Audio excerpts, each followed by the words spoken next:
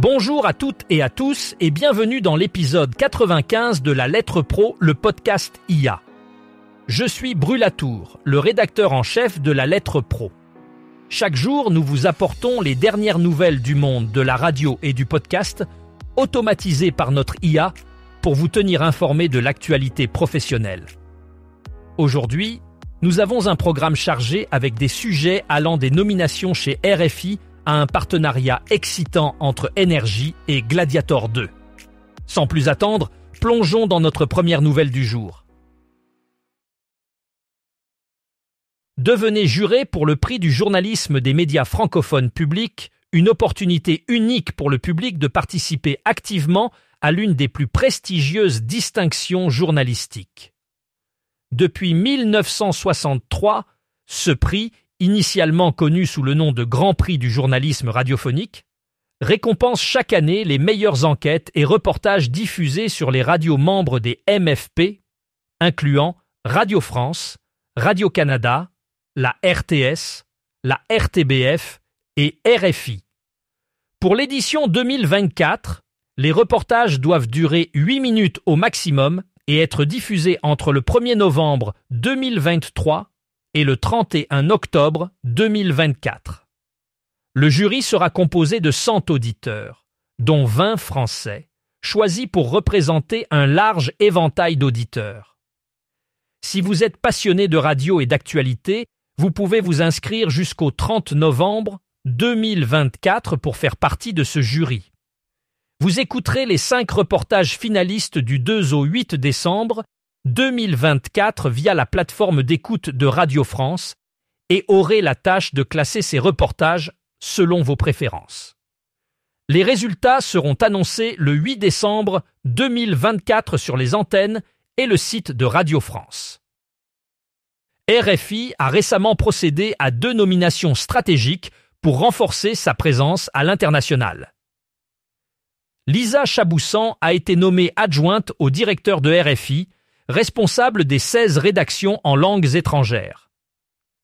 Avec une carrière impressionnante chez RFI depuis 1999, elle est reconnue pour son expertise en diversité et accessibilité de l'information. Dans ses nouvelles fonctions, elle gérera l'innovation dans les domaines radio et numérique. Patrice Martin, quant à lui, prend la tête des opérations extérieures. Ce nouveau poste vise à renforcer la couverture des événements mondiaux majeurs. Ancien élève de l'École supérieure de journalisme de Lille, il a rejoint RFI en 2012 et a joué un rôle clé dans la transition numérique des services de langue. Ces nominations s'inscrivent dans la stratégie de RFI d'affirmer son leadership dans l'information francophone mondiale, sous la direction de Jean-Marc Four et avec le soutien de Marie-Christine Saragosse, présidente de France Média Monde.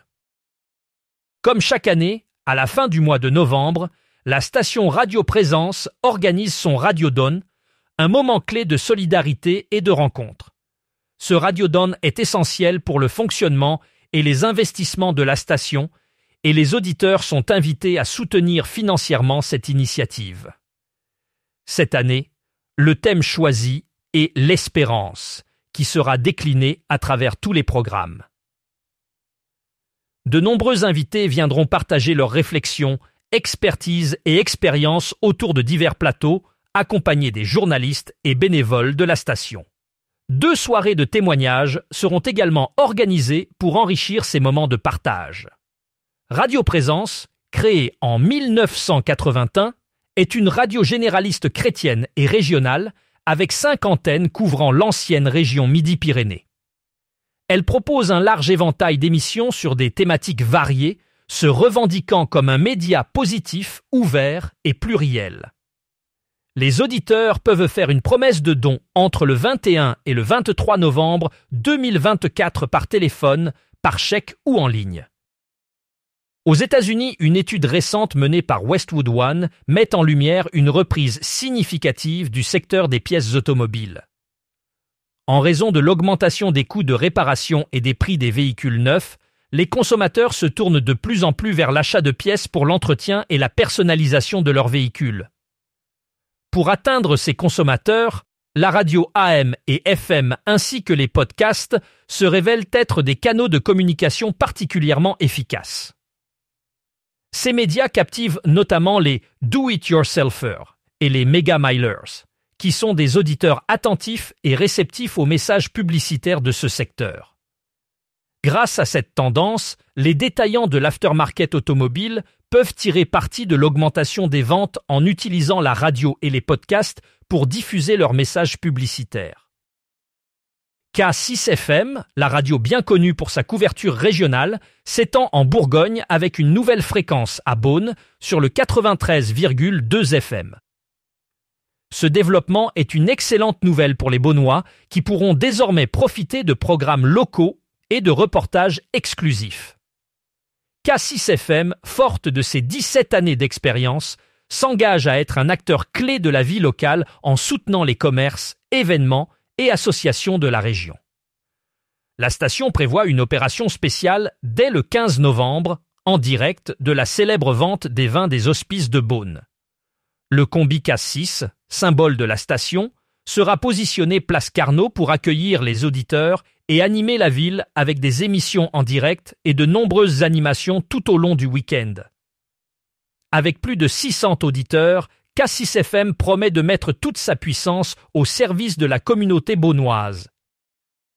En octobre 2024, l'Alliance pour les chiffres de la presse et des médias a annoncé une hausse de 4% de la fréquentation des sites et des applications d'information par rapport à l'année précédente.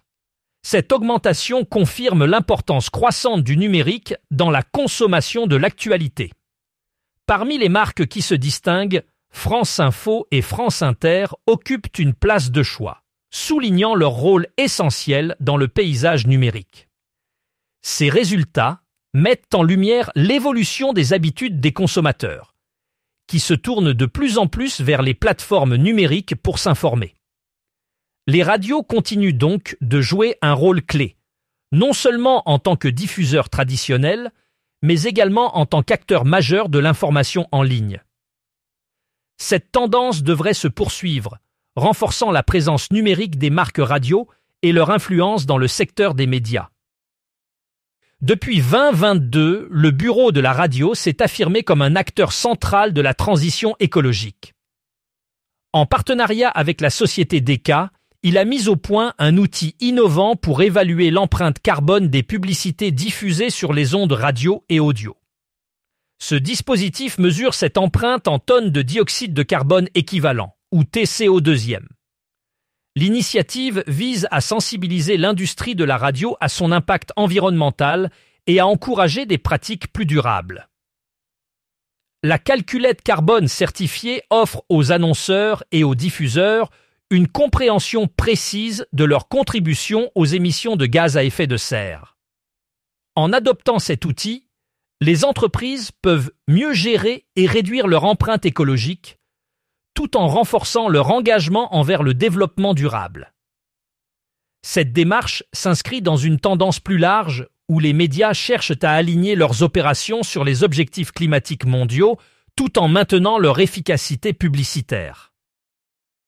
Énergie s'associe au film Gladiator 2 en tant que partenaire officiel pour sa promotion, renforçant ainsi ses liens avec le monde du cinéma. Ce partenariat permet à Énergie de proposer à ses auditeurs des contenus exclusifs et des opérations spéciales autour de la sortie de ce nouvel opus très attendu de Ridley Scott. En effet, des jeux concours seront organisés, offrant aux fans la chance de gagner des places pour le cinéma, des accès privilégiés aux avant-premières et des produits dérivés du film. Grâce à cette collaboration, Énergie souhaite offrir une immersion totale dans l'univers de Gladiator 2, permettant à son public de vivre une expérience unique. Ce partenariat s'inscrit dans la stratégie de Énergie de s'impliquer activement dans les grandes sorties culturelles et de renforcer sa présence dans le domaine du divertissement et du cinéma. En collaborant sur cette super production, Énergie continue de consolider sa proximité avec ses auditeurs passionnés de cinéma. En octobre 20 à 24, l'Istat Podcast de Médiamétrie a révélé que plus de 176 millions de podcasts français ont été écoutés ou téléchargés dans le monde. En France, ce chiffre s'élève à 142 millions. Ces données témoignent de l'engouement croissant pour les podcasts en tant que médias privilégiés pour l'information et le divertissement. Le classement des replays les plus écoutés met en lumière les préférences des auditeurs, avec des contenus variés allant de l'actualité à la culture, en passant par des émissions de divertissement. Cet intérêt croissant pour les podcasts souligne l'importance pour les créateurs de contenu de continuer à innover et à diversifier leurs offres pour capter l'attention d'un public toujours plus large. Pour plus de détails et pour consulter le classement complet, rendez-vous sur notre site lalettre.pro où vous pouvez également vous abonner à notre newsletter quotidienne pour ne rien manquer de l'actualité professionnelle du secteur.